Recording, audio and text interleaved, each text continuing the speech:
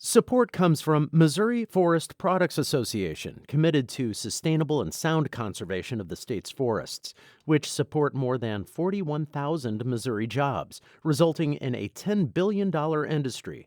ChooseWood.com.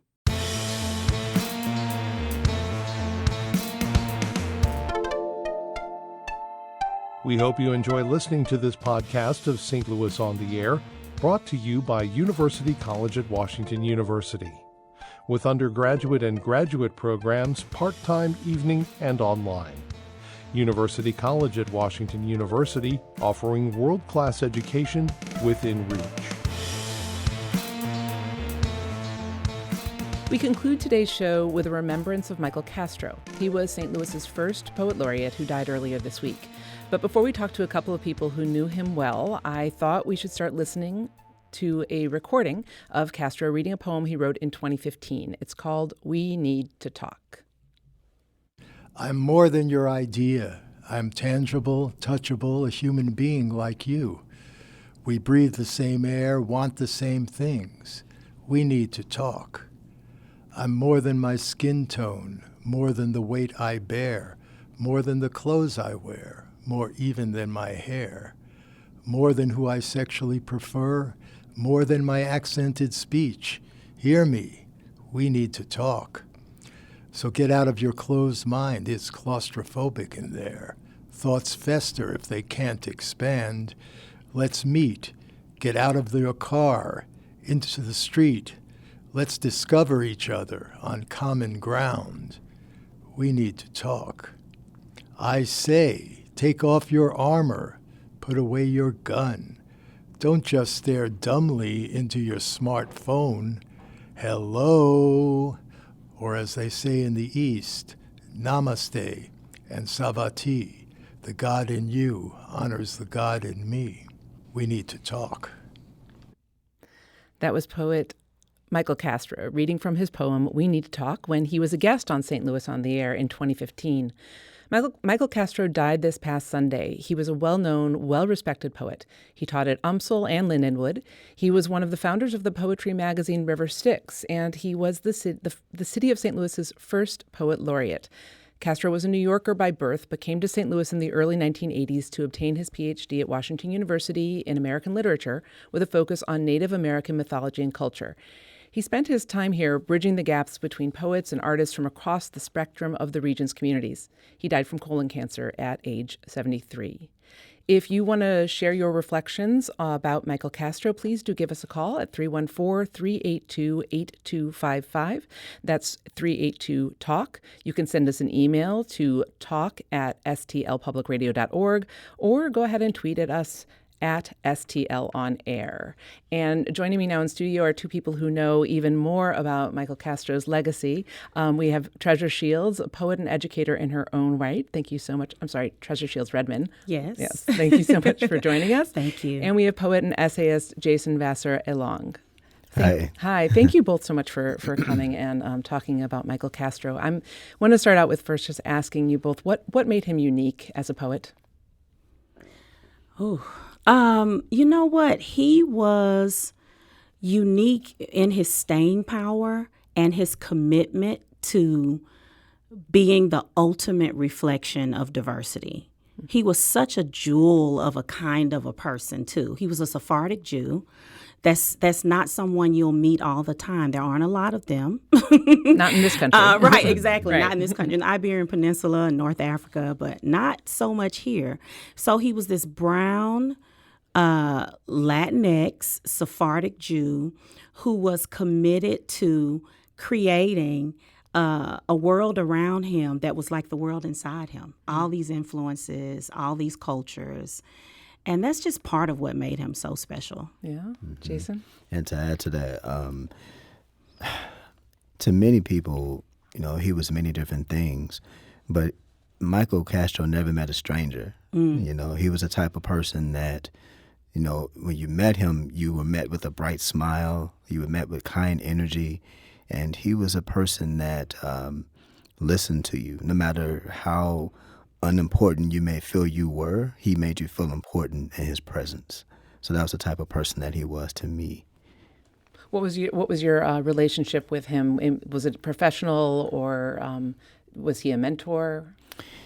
It was both. It started out as a professional relationship. I met Michael Castro years ago, but we started to work intimately together on the Brick City Poetry Festival. And he put together what's called the Unity Community. It was a community of poets that came together to put on this festival.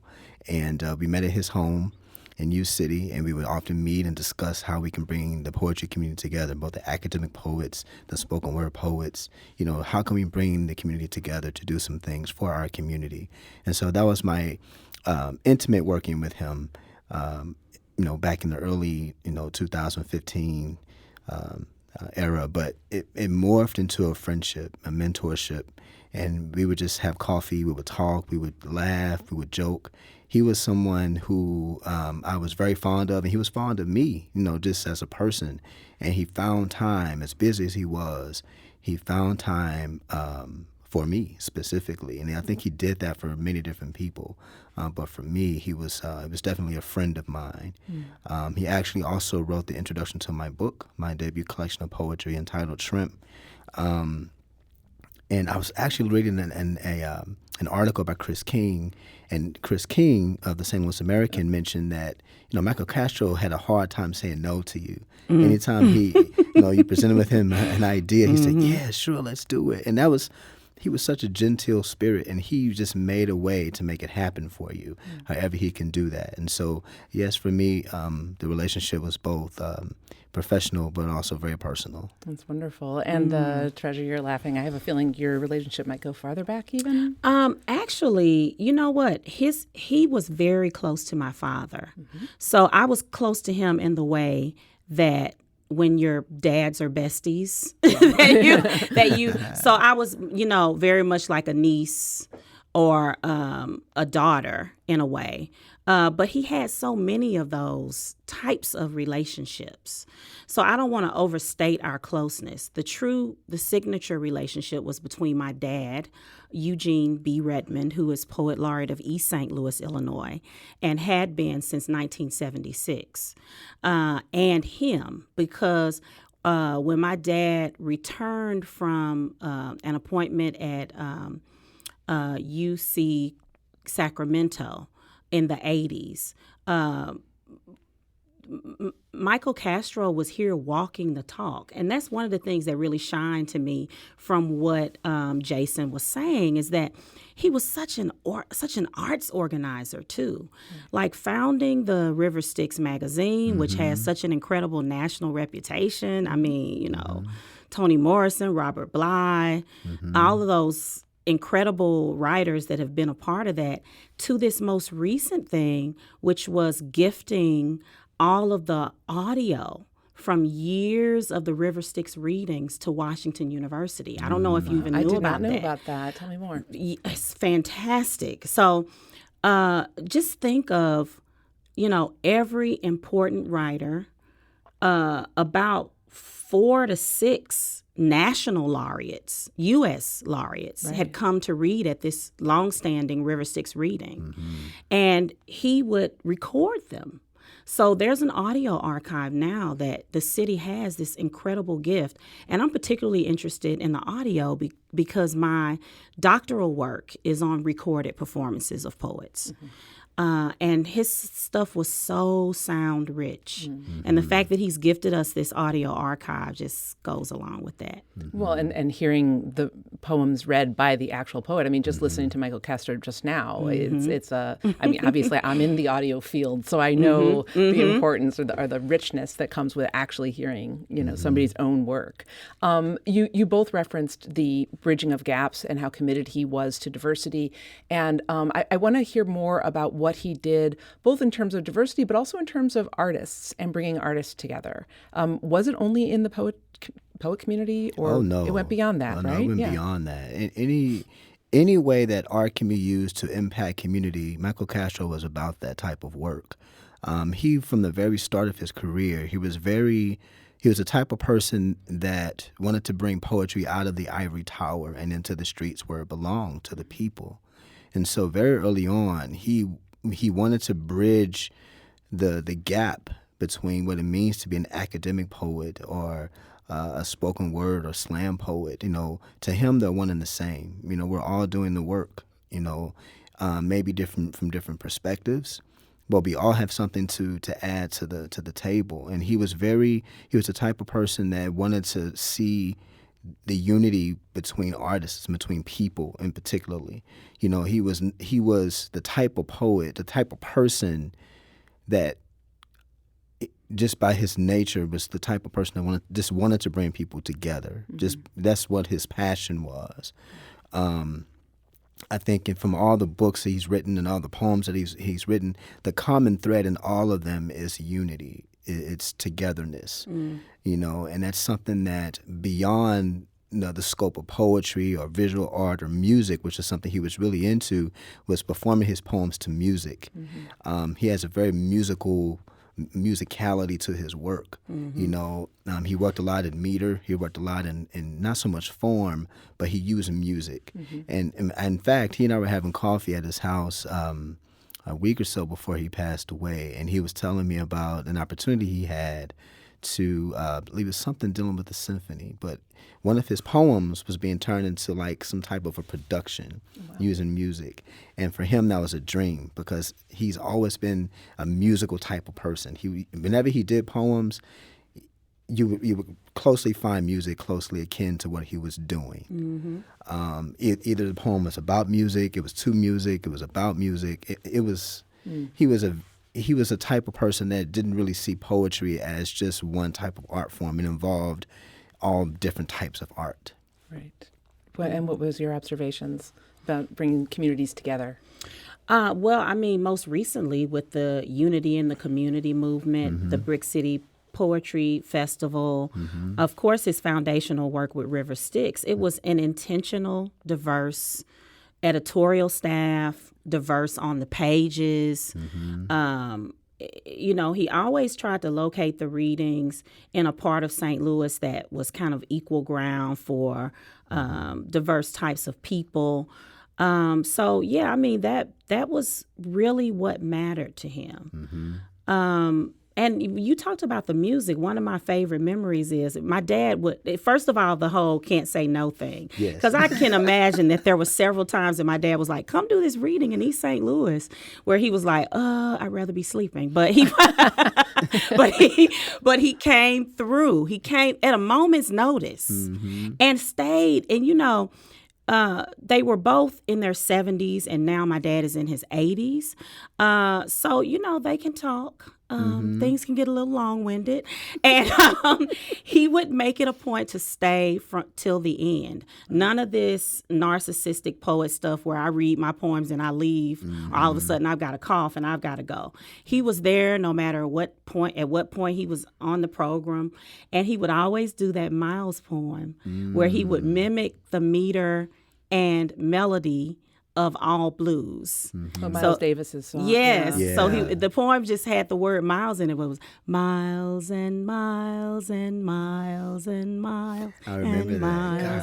That's wonderful. Wonderful. Yeah. So these are wonderful stories. I'm curious. I mean, St. Louis was a little late to the game with even having a poet laureate. So what did it mean to him to be named a poet laureate of St. Louis and the first one? Like, apparently it was a slam dunk decision. Mm-hmm. I think he would have done the work without the title. Personally. He was doing the work without the title. So for him, it was just more confirmation that he was doing the type of work that St. Louis wanted to see. And so, him having the poster poet laureate was a way for him to say, okay, now I can go do these things I've always wanted to do under this, umbrella of being the poet laureate. Now I can do the Brick City Poetry Festival. Now I can say these things and do these things that I've always wanted to do anyway. So for him, having St. Louis we have a rich literary community anyway. We think of T.S. Eliot, E.E. Cummings, all these different writers that come out of our city. Michael Castro was just he could have been anywhere in the world. Yeah. Mm-hmm. He could have stayed in New York. He could have went back to New York. He could have went to Hungary because he was big into translated poems where he did a work with Hungarian poets. And he could have been anywhere in the world, mm-hmm. but he chose to stay here in St. Louis because he loved our city, the people in it, and the work that we can do together. Mm. So, I have a question. He wrote a poem that we interviewed him about many years ago. It was called Fear, and it happened right after Michael Brown's death. In it, he talked about, in the poem, he talked about the need for change and the need to be a more compassionate society. And I think a lot of people would argue that we are anything but a compassionate society right now. Do you think he'd be disappointed with how things are now? I think he'd be conflicted because yes and no. I mean, I think we do have a lot of growth, but we've done a lot of things too. Yeah. What do you think, Treasure? I don't know. He and my dad are from a really optimistic generation. They really challenge me on my cynicism. You know what I'm saying? Yeah. Like at the moment, you know, I was just talking to my dad about his experience of the Emmett Till murder. And you know, that was over 60 years prior to Michael Brown. And yet he still was pricked to believe that we could do better. Yeah, you know, I have just committed an error that only a relatively new person behind the microphone done. I've let us go over time. So I'm afraid I have to wrap it up. Although I do want to say that Adelia, Michael Castro's widow, called. Yes. She didn't want to go on the air, but she thanked you both and thanked us for talking about him today. She's a blessing. It's our pleasure. She's such a sweet person. Wonderful. So thank you both. Treasure Shields Redman and essayist Jason Vassar-Elog. Thank you both so much for coming in. Our pleasure. Podcast episodes of St. Louis on the Air are available at stlpublicradio.org, or you can subscribe for free on Apple Podcasts, the Google Podcast app, or elsewhere. I want to thank the Slowed team for allowing me to do this today. St. Louis on the Air is a production of St. Louis Public Radio 90.7 KWMU. I'm Shula Newman. Thank you so much for listening.